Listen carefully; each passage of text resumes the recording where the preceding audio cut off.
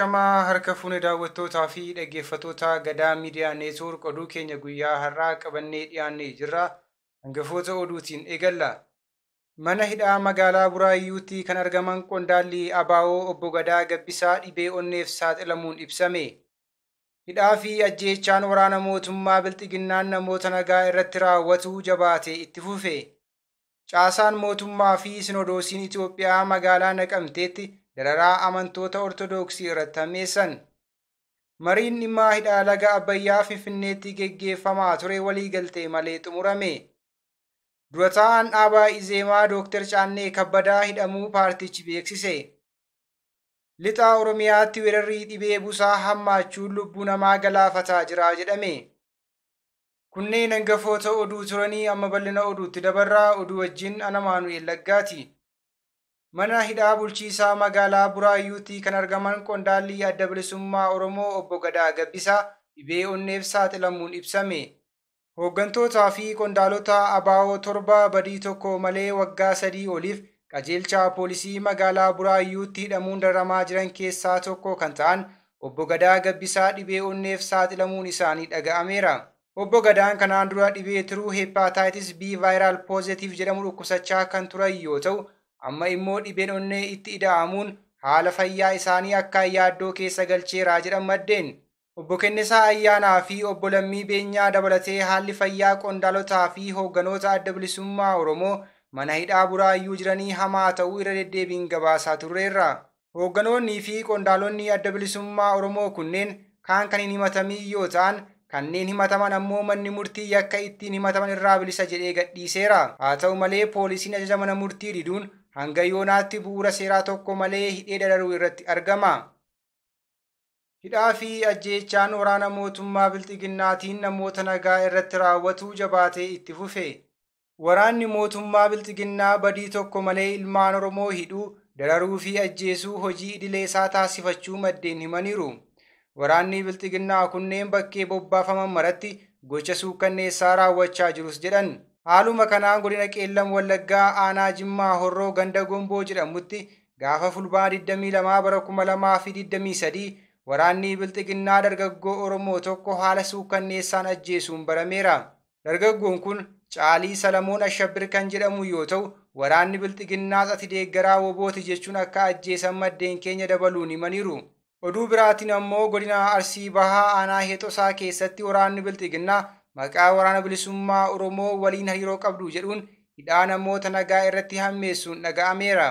Haaluma kanaan gaafa fulbaana 18 bara 2023 waraanni mootummaa Bilxiginnaa dargaggoo 2 magaalaa Itayyaatti qabuun hidhuun barame. Dargaggoonni hidhaman kunneen Guutoo Garisoo fi Sultaan Tuunaa kanneen jedhaman yoo ta'u, maqaa waraana bilisummaa Oromoo waliin hariiroo qabdu jedhuun akka hidhamanii dararamaa jiran maddeen himaniiru. Caasaan mootummaa fi Sinodoosiin Bataskaanaa Ortodoksii Tawaahidoo Itoophiyaa magaalaa Naqamteetti hidhaa fi dararaa hammeessan. Yeroo ammaa kanatti mootummaa Bilxiginnaa wajjin qindoomuun tokkummaan hojjechaa kan jiru Sinodoosiin Bataskaanaa Ortodoksii Itoophiyaa namoota Sinodoosii Oromiyaa fi sabaa fi sablammootaa deeggaran magaalaa Naqamteetti hiisisuu fi hiraarsuu irratti argama. Haaluma kanaan bulchaa Bataskaanaa Boochee Kakuu Araaraa yookaan Kidaane Miratii Naqamtee kan ta'an Malaakee Saahel Lubaa Abbaa Walda Maariyaam mana hidhaa Jaatootti hidhuun dararaa turuun ibsame. Yeroo ammaa kanattis Malaakee Saahel Lubaa Abbabaan hedduu dhukkubsachuun hospitaala Naqamteetti yaalamaa akka jiran maddeen himuun hawaasni dhaqee akka hin gaafanneef humnoonni tikaa dhorkaa jiraachuu himaniiru. Abbaan amantaa kun hagayya 29 bara 2015 akka lakkoofsa Habashaatti kan qabaman yoo ta'u, haga ammaatti murtii haqaa tokko malee dararamaa jiru jedhan maddeen. Mariin dhimma laga Abbayyaa magaalaa Finfinneetti guyyaa 2 geggeeffamaa ture waliigaltee malee xumurame. Dhimma hidha haaromsaa ilaalchisee mariin biyyoota sadan Itoophiyaa, Sudaanii fi Masrii gidduutti guyyoota 2 darbanii Finfinneetti geggeeffamaa ture. Waliigaltee malee xumuramuu ministeerri bishaanii fi jallisii Masrii ibsa baaseen beeksiseera. Itoophiyaan ammallee ejjennoo hin jijjiiramne calaqqisiisuun furmaata waliigaltee irra ga'uuf fedhii akka hin qabne agarsiisteettis jedhe. Itoophiyaan gama biraatiin ergaa karaa ambaasaaddar Silashii Baqqalaa dabarsiteen mariin gama sadii dhimma hidha haaromsaa irratti guyyoota 2 adeemsifamaa ture xumuramuu ibsuun garaagarummaa biyyoota kunneen gidduu jiru dhiphisuuf marii fi yaada wal jijjiiruu geggeeffamuu fi Itoophiyaan furmaata waloo irra ga'uuf ciminaan akka hojjettu himaniiru. Itoophiyaan marii gamsadee kanaan dura geggeeffaman irratti dhimmoota ittiin walii galtee ture marii guyyoota lamaaf Finfinneetti geggeeffamee ture irratti akka haaraatti walii galuu diddeettii jedhe ministeerri bishaanii fi jallisii Masrii. Ministeerichi dhimmoota Itoophiyaa walii hin galle hin tarreessine. Dura taa'aan dhaabaa Izeemaa Dr. Caannee Kabbadee hidhamuu paartichi beeksise. Paartiin Izeemaa akka ibsetti Dr. Caannee Kabbadaa dilbata kaleessaa ajaja mana murtii malee humnoota mootummaan to'annoo jala oolan. Sababa isaan hidhamaniif haga ammaa hin barree kan jedhe dhaabichi hidhaa kanas balaaleffateera. Dhimma kana irratti gama mootummaatiin wanti jedhame hin jiru. Paartii Izeemaa Piroofeesar Biraanuu Naggaatu hoogganaa ta'uun tajaajila. Rakkoo naannoo Amaaraa keessatti mudatee hordofee labsii yeroo muddamaa naannicha ala hojiirra ooluu danda'u labsamuun ni yaadatama. Ergaa labsichi bahee qondaalli paartii mormituu obbo Kiristaan Taaddalaa dabalatee hidhaa seenaniiru. Lixa Oromiyaatti weerarri dhibee busaa hammaachuun lubbuu namaa galaafataa jira jedhame.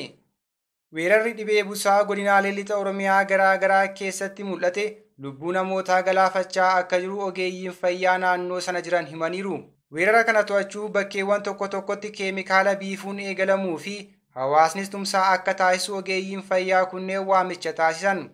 Godinaaleen akka Wallagga Lixaa, Qeellam Wallaggaa, Iluu Abbaa Boorii fi Buunnoo Beddellee iddoo weerarri dhibichaa daran itti mul'ate ta'uu itti aanaan hoogganaa Biiroo Fayyaa Oromiyaa Dr. Tasfaayee Dabbabaa irraa odeeffadheera jechuun BBC'n gabaaseera. Ji'oota 2 fi walakkaa darban keessatti dhibeen busaa namoota 58,000 irratti argamuu isaa kan BBC'tti himan ammoo itti gaafatamaa waajjira fayyaa godina Qeellam Wallaggaa obbo Taamiraat Alamuudha. Akka qondaala kanaatti namoota dhukkubsatanii mallattoo dhukkuba busaa agarsiisuun qorannoon taasifameef keessaa dhibbeentaan 60 kan ta'an irratti dhibichi argamuu himaniiru. Kana malees yeroo torbee 10 darban keessatti akka godinichaatti namoonni 19 sababa dhibee kanaan lubbuu darbuu himaniiru. Lakkoofsi kun gabaasa dhaabbilee fayyaa irraa argameedha. Du'aatiin hin galmoofnes jiraachuu danda'a jedhan. Lixii Oromiyaa bakkeewwan akka Itoophiyaatti waggoota muraasa darbaniif rakkoo nageenyaa qabuu fi haala ulfaataa keessatti argamudha. Egaan kabajamtoota daawwattootaa fi dhaggeeffattoota Gadaa Miidiyaa Neetwoork oduu fi odeeffannoo dabalatee qophiilee Gadaa Miidiyaa Neetwoork kanneen biroo karaa toora YouTube chaanaalii Gadaa Miidiyaa Neetwoork sabiskiraayib laayik gochuun hordofuu hin dagatinaa jecha oduun guyyaa har'aaf qabadhee dhiyaadhe kana fakkaata ture. Ana wajjin sa'aatii oduutti walitti deebina. Hangasittuu qophiilee Gadaa Miidiyaa Neetwoork kanneen biroo wajjin turtii gaarii.